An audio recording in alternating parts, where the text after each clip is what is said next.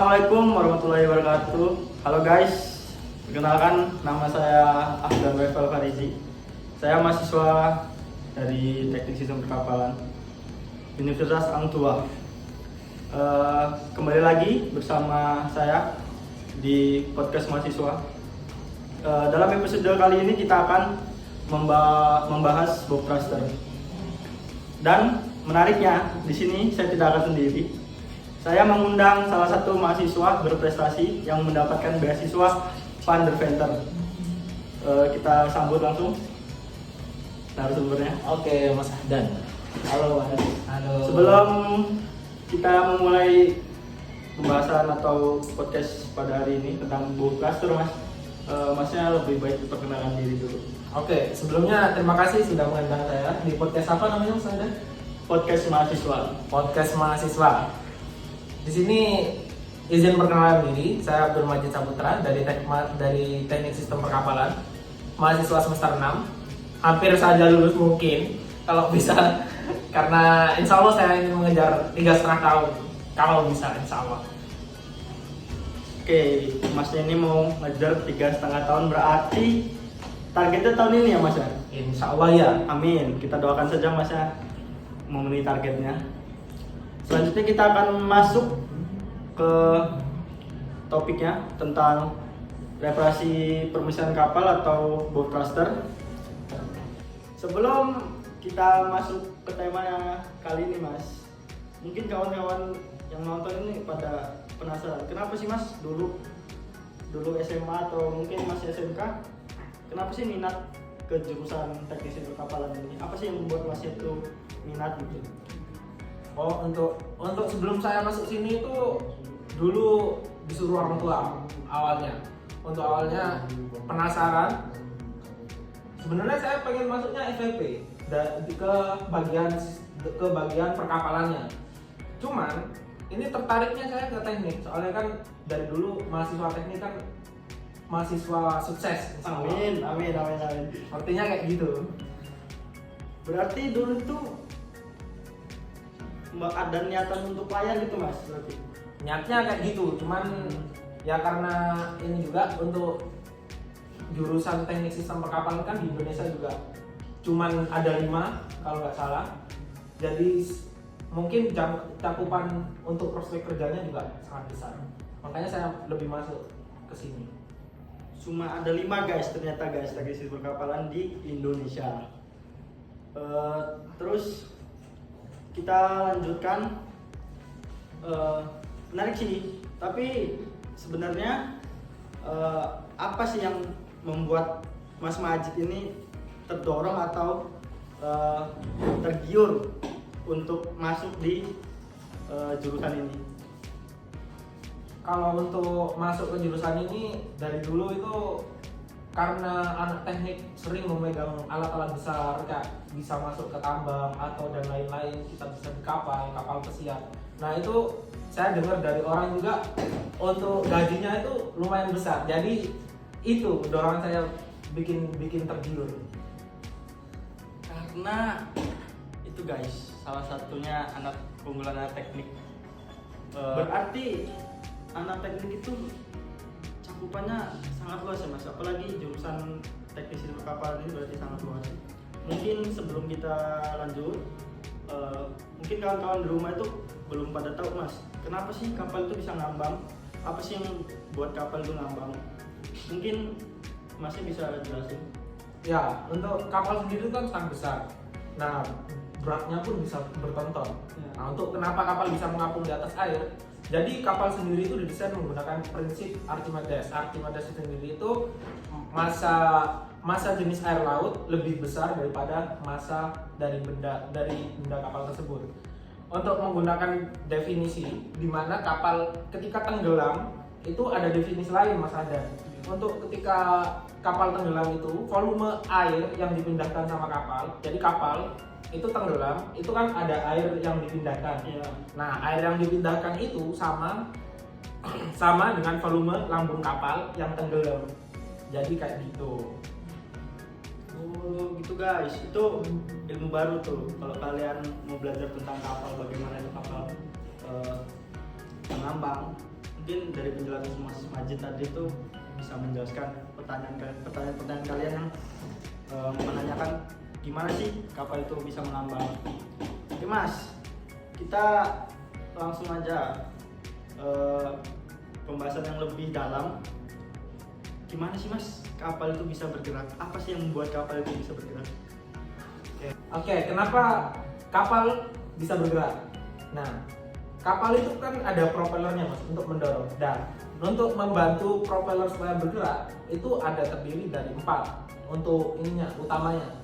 Yang pertama itu propeller, yang kedua poros, yang ketiga itu thrust bearing, yang keempat itu ada gearbox, dan paling utamanya itu ada main engine-nya.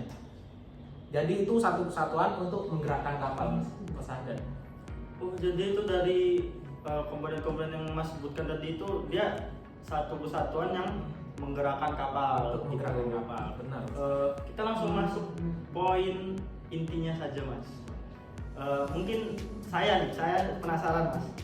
Gimana sih kapal yang yang beratnya itu bertonton kan tadi Mas? Ya. Itu bisa berubah arah, berbelok, tapi kan secara logika gitu Mas, kapal segede itu kan pasti sulit tuh Mas kalau misalkan untuk bermanuver atau berbelok gitu. Apa benar gitu Mas? Benar Mas Hadan. Untuk mengendalikan sebuah kapal itu ada yang namanya rudder. Rudder sendiri terletak di belakang propeller. Namun ada juga yang menggunakan manuver tambahan biar kapal lebih mudah untuk digerakkan. Gitu Mas Hadan. Mungkin kalau dijelaskan lewat kata-kata doang mungkin teman-teman kita yang nonton ini nggak paham Mas. Coba nanti tolong ya editor ditampilkan gambar thruster atau rudder atau propeller tadi yang sudah jelaskan Mas Majid. Boleh, nanti silakan di search aja. Namanya itu manuver kapal menggunakan bow thruster. Itu guys, Itu manuver kapal menggunakan bow thruster.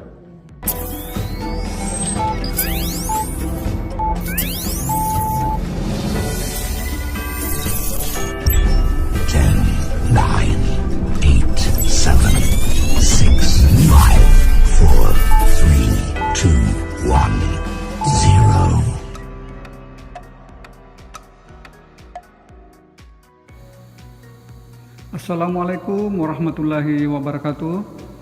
Teman-teman semua, kembali lagi di channel Pelaut Bugis 76. Di vlog kali ini kita akan lihat-lihat bow thruster. Kita di dalam bow thruster room atau di ruangan ini baling-baling penggerak depan ya. Jadi bow thruster kalau untuk sandar sama berangkat kapal pakai ini, jadi tidak perlu lagi ada tugboat yang bantuin. Baik, sebelum kita lanjut teman, silahkan tekan tombol subscribe, like, and share agar tidak ketinggalan update-update dari saya. Oke, kita lanjut ya. Nah, ini kelihatan di depan saya. Ini thruster nomor 1 ya. Ini thruster unit nomor 1. Ini tampak dari atas. Ini nomor 2. Yang sebelah sana 3 dan 4 ya. Nah, bisa kelihatan dari sini. Ini 3, yang sana 4. Masing-masing bow thruster dilengkapi dengan tangki ya, tangki loop oil ya. Ini untuk sealingnya. Ini loop oil seal header tank thruster nomor 2. Dan juga ada tangki untuk air pressure-nya ya, untuk tekanannya. Nih, jadi satu set ini. Nih, yang nomor 2. Oke. Jadi kelihatan dari jauh kayak gini. Nah, itu satu set. Ini untuk nomor 2. Kalau untuk nomor 1 sama sih, cuman kelihatan itu sana dari jauh kelihatan. Tuh, 1. Kita lihat dulu nomor 3-nya.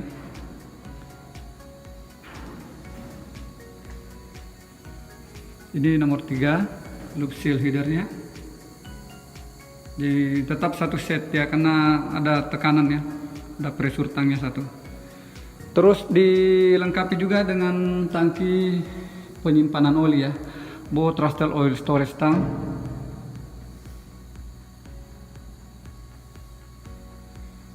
Jadi kapan-kapan kita perlu oli untuk ngisi yang tangki-tangki tadi ya, tinggal mompa dari sini.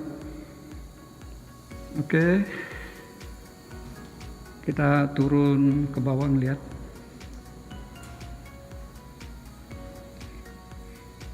Jadi masing-masing unit juga itu ada power unitnya, ada hydraulic power unitnya. Kita lihat yang nomor 4 yang lebih dekat. Ini nomor 4.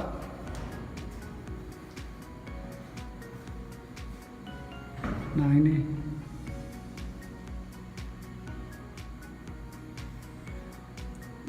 motor-motor hidroliknya di sini nih. Oke, di ruangan ini juga ada pompa balas ya.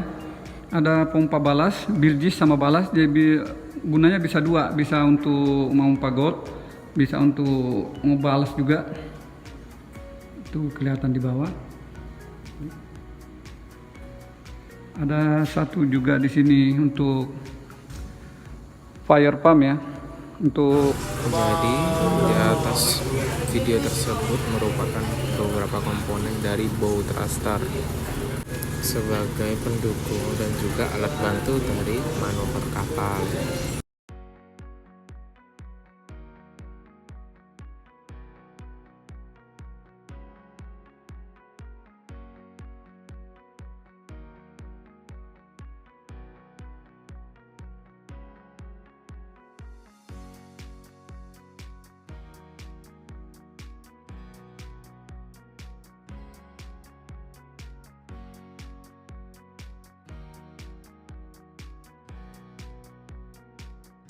Oke, sedikit tambahan Mas Adan. Untuk bow thruster sendiri itu tidak hanya menggunakan satu atau dua, itu bisa menggunakan lebih, tergantung kebutuhan dari kapal itu sendiri. Oke Mas, tadi kan kita menyebutkan bow thruster. Nah, kawan-kawan kita ini kan mungkin ada yang tidak paham apa itu bow thruster. Coba sih Mas jelaskan apa itu bow thruster Mas. Oke, bow thruster itu pesawat bantu atau baling-baling bantu yang berada di bagian melintang itu di depan, biasanya ada di depan di lambung kapal. Bow thruster juga berguna buat untuk manuver kapal. Jadi kapal kalau mau dorong ke kanan, itu bow thruster nyala, muter. Nah itu buat manuver ke arah itu. Biasanya digunakan buat kapal-kapal besar yang bertonton yang susah untuk memanuver kapal. Itu alat bantunya dari situ. Gak hanya dari rudder, kan nggak mungkin rudder kecil itu bisa mungkin saja, cuman agak susah gitu. Jadi biasanya untuk alat bantunya itu menggunakan bow thruster biar lebih mudah. Meminimalisir kecelakaan gitu Mas ya. Bisa. Gitu. Jadi itu guys, gunanya bow thruster itu membantu kapal-kapal yang susah bermanuver itu agar lebih mudah bermanuvernya. Oke Mas, mungkin saya nih penasaran nih, apakah bow thruster itu Mas macam-macamnya tuh seperti yang ditampilkan oleh editor tadi videonya, itu apakah cuma itu doang macam-macamnya Mas? Ya, bermacam-macam banget Mas Adan. Itu yang bisa saya sebutkan itu cuma dua, karena mungkin kita cakupannya itu masih terbatas. Jadi hanya satu itu tunnel thruster, yang kedua itu reactable thruster. Oke. Nah Mas, saya tuh pernah Mas ya, pas magang gitu Mas, pernah melihat kapal yang tidak memakai bow thruster. Padahal itu juga termasuk kapal besar Mas. Dan kalau berarti kan tadi sesuai penjelasan Mas Majid, kalau misalkan tidak menggunakan bow thruster kan berarti kan manuvernya susah tuh Mas. Kenapa sih Mas dia tidak memakai, padahal kan dia membutuhkan manuver atau pola gerak yang sangat besar gitu Mas. Oke, untuk yang namanya sebuah rangkaian atau komponen pada lambung kapal itu juga memakan biaya instalasi, Mas Hadan. Kenapa kok kapal tidak menggunakan boat transfer? Jadi sebuah kapal kan butuh sebuah komponen. Jadi itu memakan biaya sama instalasi yang sangat besar, dan untuk perawatannya juga sangat rumit. Makanya itu mungkin karena kebutuhannya untuk rutenya itu biasa-biasa saja, yang tidak terlalu ekstrim, jadi tidak menggunakan alat tambahan gitu, Hadan. Cukup menggunakan rudder saja. Oke, ternyata kapal bukan untuk mendang-mending kan? Karena seperti yang dijelaskan Mas Majid itu dia mahal dan rumit. Betul. Nah, serumit apa sih Mas untuk perawatannya itu boat transfer? Ini untuk perawatannya sendiri itu banyak macam-macam, Mas Hadan. Cuman kita karena mengacu pada volume BKI, yaitu perawatannya itu mencakup aspek agar kinerjanya maksimal. Untuk perawatan pencegahan satu, yang kedua itu perawatan berkala, yang ketiga itu perawatan darurat. Untuk perawatan pencegahan sendiri itu ada 3, Mas Hadan. Yang pertama itu pemeriksaan visual. Biasanya itu dilakukan rutin untuk mendeteksi kausan, korosi karena akibat kena air laut terus gitu, Mas Hadan. Untuk yang kedua itu pelumasan. Biasanya kenapa dikasih pelumasan? Ya karena kalau kita nggak dikasih ini, itu kan boat transfer ada di dalam ini, di dalam air. Ya. Nah, otomatis kan kena air terus. Kalau dikasih pelumas, kalau nggak dikasih pelumas kan otomatis gampang banget buat korosi kan. Benar. Yang ketiga itu pembersihan. Untuk pembersihannya sendiri itu banyak banget kan fouling yang nempel nanti di baling-baling boat transfer itu. Itu contohnya kayak apa ya, kerang ya, kerang hijau itu kan banyak, sama lumut-lumut, itu wajib dibersihkan. Untuk yang ketiga itu masalah pengecekan sistem kelistrikan yang tadi saya sebutkan, Mas Hadan. Untuk instalasi sama biaya itu cukup besar, makanya dari situ itu harus dicek secara berkala seperti itu, Mas Hadan. Yang untuk perawatan berkala sendiri itu ada 3, Mas Hadan, yaitu penggantian suku cadang. Itu dilakukan biasanya ketika ada maintenance, ya, entah berapa bulan tergantung sesuai jadwal. Yang kedua itu ada pemeriksaan kinerja, gimana kinerjanya, boat transfer itu jalannya kayak gimana. Jadi kalau misalnya boat transfernya sudah ngerasa susah untuk bergerak, nah itu baru dilakukan perawatan. Untuk yang ketiga sendiri itu pemeriksaan kondisi terowongan. Pada kondisi terowongan itu biasanya tempat boat transfer yang kepasang itu, Mas Hadan, itu buat ngemastiin aja. Jadi kan ini namanya perawatan berkala, jadi selalu dicek kan. Nah itu biasanya biar gak korosi, biar gak kena apa dan lain-lain gitu, Mas Hadan. Untuk yang terakhir ini, Mas Hadan, perawatan darurat, yaitu 1, penanganan segera. Kalau nggak dilakukan intimidasi segera, itu bakal efeknya sangat besar, Mas Hadan. Bisa jadi rusak, jadi harus diganti komponennya, memakan biaya yang lebih besar lagi. Yang kedua itu pergantian atau perbaikan. Jadi pergantian itu harus dilakukan kalau komponennya rusak. Jadi jangan hanya pas pas ngecek itu masih aman-aman aja menurut kita, tapi dari BKI udah tidak secara lurus tidak menyetujui, itu mending diganti saja, Mas Hadan. Jangan hanya karena cuma kita gitu. Mas, tadi kan setelah dijelaskan tadi macam-macamnya itu, ada yang darurat sampai darurat gitu, Mas. Saya pengen tahu, dan teman-teman juga mungkin pengen tahu nih, Mas, apa sih, Mas, pentingnya perawatan? Oke, untuk pentingnya perawatannya sendiri itu ada beberapa yang bisa saya sebutkan saja. Itu mencegah kerusakan lebih lanjut, yang sudah saya tadi sebutkan. Yang kedua itu memastikan kinerja optimal. Yang keempat itu memperpanjang usia pakai. Jadi misal usia pakainya 10 tahun tapi perawatannya lebih intensif, lebih rutin. Nah, itu bisa mungkin dipakai 15 tahun gitu.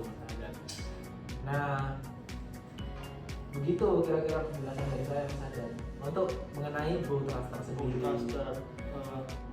Oke Mas, tadi kan kita menyebutkan BKI. Nah, saya pengen menambahkan aja nih Mas.